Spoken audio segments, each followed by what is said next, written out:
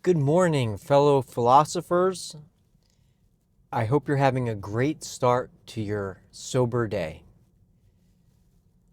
Welcome back to an awesome car talk where I encourage you to make sure to stay sober throughout the day and have a productive day. I'm off to work as always, just had my wonderful smoothie and a short morning run to get me started, so I feel pretty good. I got a little bit of a headache. I don't know why. It's not a hangover, trust me. Sometimes headaches just happen, and it's not related to anything you did. It's just sort of a part of having a body and a head. I had a video that I recorded yesterday, which I'm very happy about. It's going to come out soon, and it's all about internals and externals. And I talk about the body and how the body feels like it's part of you, like you own it because it's part of you, it feels that way at least. But actually, the Stoic philosophers, they viewed the body as something that's external to you because they felt like you yourself are your soul or is your soul and your mind. Who you really are is your mind. Your body is external to your mind and you have no control over it. And the fact that I'm having a headache right now proves that point.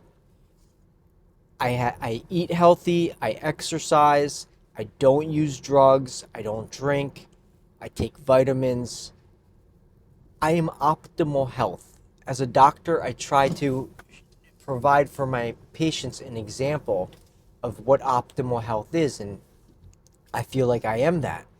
And yet I still get a headache because I have no control over my body. And so you can't help it if you twist your ankle out of nowhere. You can try to steer that from happening, but these things just happen. It's just part of having our body be external to us and outside of our power. Or you can floss every day and brush your teeth all the time, and you can still chip a tooth when you bite on a jawbreaker. These things happen. And so I talked a lot about internals versus externals in the video that I made yesterday, and I definitely recommend you check it out. And it's a very important subject. It's the most fundamental teaching of Stoicism. Figuring out what's in your control and what's outside your control. And that is so important because if you can figure that out, you will have serenity. Just like the prayer from AA meetings, the serenity prayer. God, grant me the serenity to accept the things I cannot change. So I have some serenity right now from accepting that I can't change the fact that I have a headache and that I can't change the fact that my body's external to me and that I'm unable to have power over it. But there are many other things I have to accept that I cannot change. Because everything external to me, I cannot change. I can't change whether or not someone in my family ends up dying or a friend of mine stops being my friend. In fact, that happened to me recently. I had a friend that I've known for years. We used to watch UFC fights together all the time. And I was always there for him and was happy to support him any way I could. And I always enjoyed his presence. And I never really thought, it didn't cross my mind that this person would leave my life. Well, it just so happened that he had a bit of a mental situation and he stopped talking to me. And he cut me out of his life and then moved away. and he blocked me. And I feel like I never even did anything wrong. And I tried to reach out, and nothing. And he's out of my life now. He is external to me, outside my control and outside my power, and the universe has taken him back. Because you should treat everything as if it's a borrowed entity. Like you're borrowing a book from the library. You might possess certain things, but you don't truly own those things. They are not truly yours. They belong to the universe. And the universe gives you things, and then the universe takes things back. And you have to accept that, and you will have serenity when you accept these facts of reality. And so the universe took him back. Now, I should have prepared myself by reminding myself that all my friends and relatives, they are just temporary. And eventually the universe will take them back. The Stoics, I believe it was Epictetus, he said, people don't have roots in the ground. They don't stay put like trees. They move around. You should expect people to come and go. And I look forward to the person that comes into my life, which actually, surprisingly, I've had a new friend recently who came into my life, and it's almost like they replaced one another. And he happens to be a neighbor of the other friend. So it's just part of life. That's how these things go. And it's important for us addicts to realize these things so that we don't get distraught when these things happen, when things leave us, and when the universe takes things away. And that's why the Serenity prayer says, God, grant me the serenity to accept the things I can't change. Because serenity is like one of the most important things for addicts. Addicts are in constant turmoil. Their life is a mess. It's chaos all around, caused by their addictions. And so serenity to an addict is like the best thing they could have. And it prevents them from relapsing, because drugs cause chaos in their life, but chaos causes them to use more drugs. So it's a vicious cycle. So the serenity can sort of break that cycle. It's extremely important for addicts to have serenity. And by accepting that things will come and go and nothing's permanent, you will have more serenity for when these things start to change around you. And you should consider all your possessions this way and prepare yourself. This car that I'm driving right now, it's not going to last forever. Eventually something's going to happen and the car's going to be gone.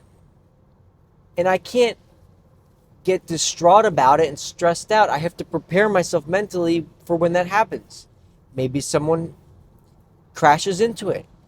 I used to have a car that I loved. It was a BMW, and it was a coupe, and it was just so nice, and I loved that thing. It was such a nice model. I think it was a 2 Series, and it was from like the mid 2000s, somewhere around there, and the model just looked so nice, and I had a sweet wrap on it. It looked cool as hell. I had that thing parked outside my office, and I was working late night hours in my office back when I had my own business. And I'm working at like 12:30 at night, maybe 1 a.m. in my office, and I hear a loud noise outside, and I go outside, and my car's totaled in the middle of the night, and it's the only car parked on the street. Some teenage hoodlums were drunk, stole some cars, and were racing them in Wilmington, and crashed into my car and fled the scene. And just like that, my car was gone. and it was sucky. But thankfully I had stoicism even back then to remind me, well, this is just one of those moments. Now, I didn't protect myself from relapsing. At the time, I was probably high at the time, and then I probably smoked some more because I was in a full-blown addiction during those years. But I wasn't at least upset about it. And so the serenity of accepting that the things we can't change, which are all the things external to us, that serenity provides us with relapse prevention. It helps prevent us from needing to numb the pain when things change. Now, it's not only the negatives in life that are a risk for relapse, it's also positive situations too. Don't go celebrating because you got a raise or a promotion. Don't go celebrating because someone you love is getting married. If that's going to cause you to start using all over again, then that's a risky moment too. The seemingly positive moments of life can excite your addiction as well. That's why it's so good to be stable emotionally all the time.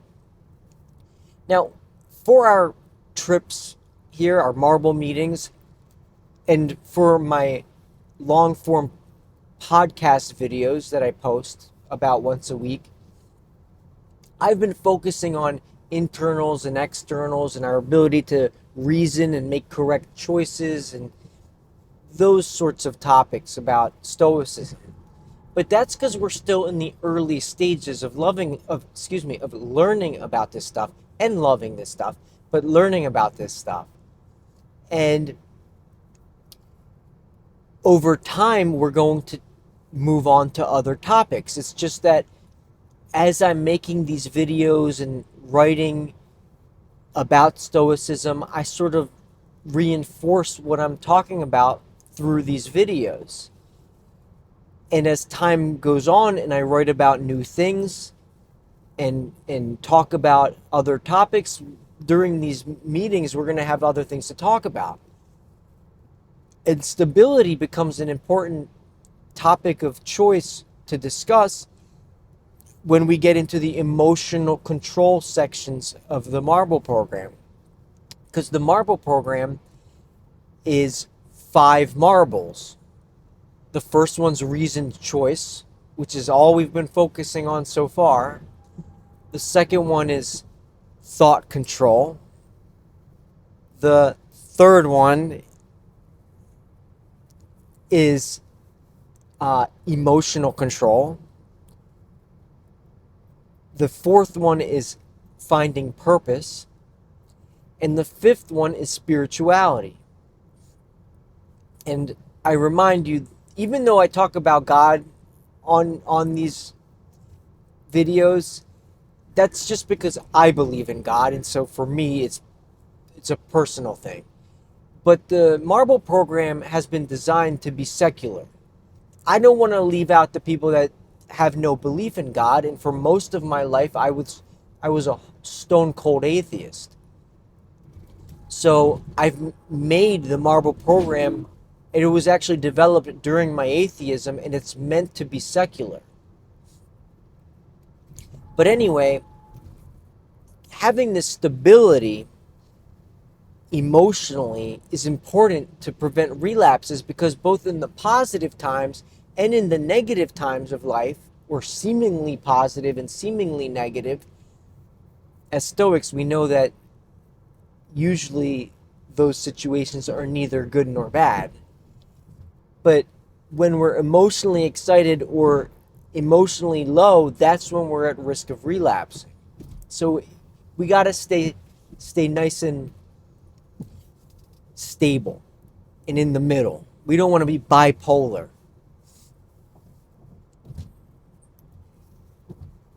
It's almost July 4th, and this country is 250 years old.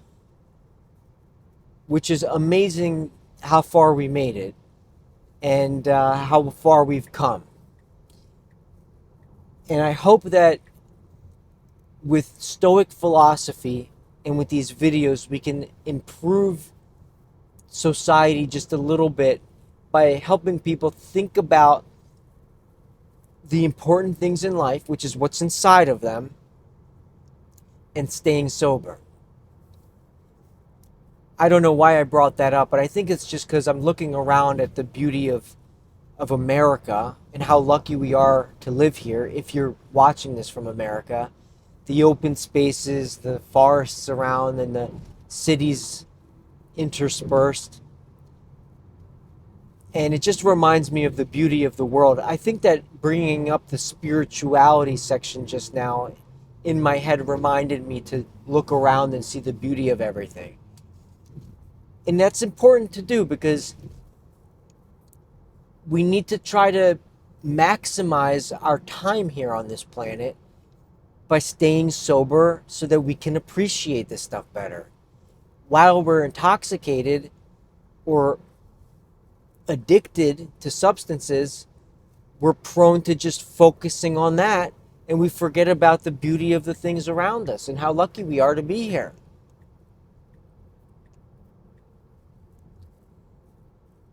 Now, I talked a lot about externalities today, but maybe tomorrow we'll talk more about internalities as well, or the things that are inside of you, because that's the most important. But for now, we'll just stick to externalities for today's talk. So, other externalities include our reputation. We sort of forget that that's an externality, that that's something external to us, but how people view us is also something that's outside of our control.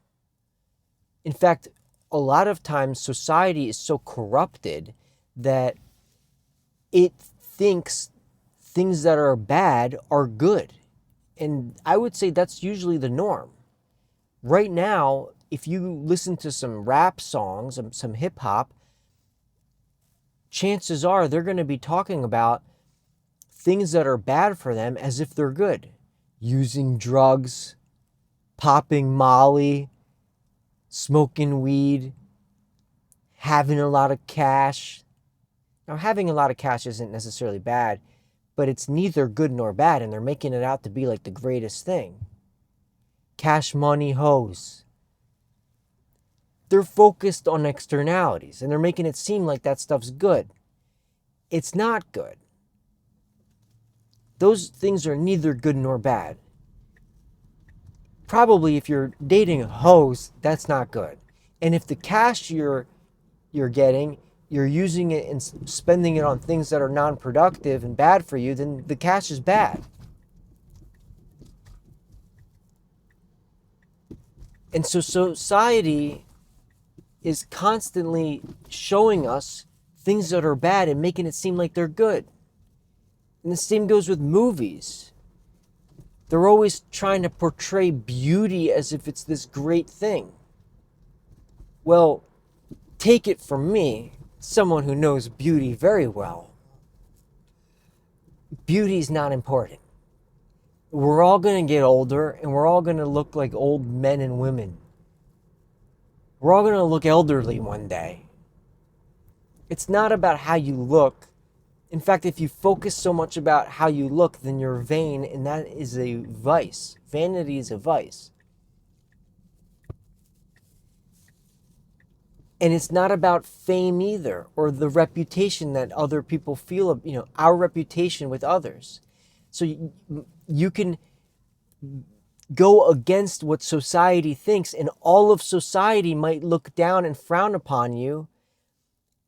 And so you have a bad reputation because you're doing the right things. That doesn't mean that that's a bad thing, that you have a bad reputation. It's neither good nor bad. What's important is that you're focused on the right things. And reputation isn't even that important. Now, if you're being a good person, then chances are your reputation will be a fine one. But don't do bad things just to make your reputation better because society thinks that those bad things are good. That's a stupid way of living. And it's naive and it's ignorant. I don't care about my reputation. I, from my experience, have had the worst reputation. I still have a bad reputation. There was a time when I was walking through the city in Philly and all the newsstands and the snack stores, the convenience stores, they all had newspapers at the front of them with me on them, so everybody walking in could see me on the newspaper right on the front cover smoking weed, and the title of the cover was High Times, Doctor Gets License Suspended.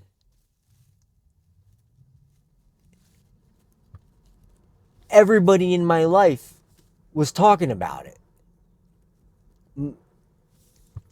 Who cares? If you look me up now, Dr. Matthew Roman, that article still comes up. But whatever. What I know is that I'm doing the right things right now. I'm focusing on the things that are important, the things I can change. I have serenity and acceptance of the things I can't change. I don't consider those things to be important, and I don't value those things. I see them as neither good nor bad.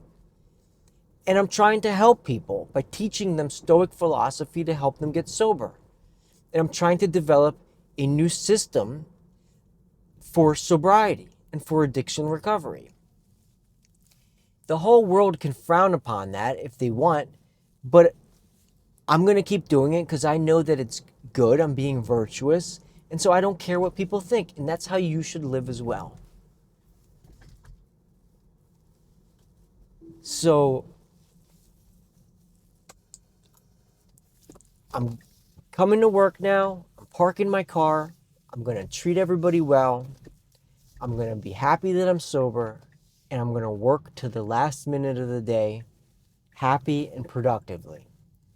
And I hope that you all have a wonderful day. And I'll catch you tomorrow. I love you. See you then.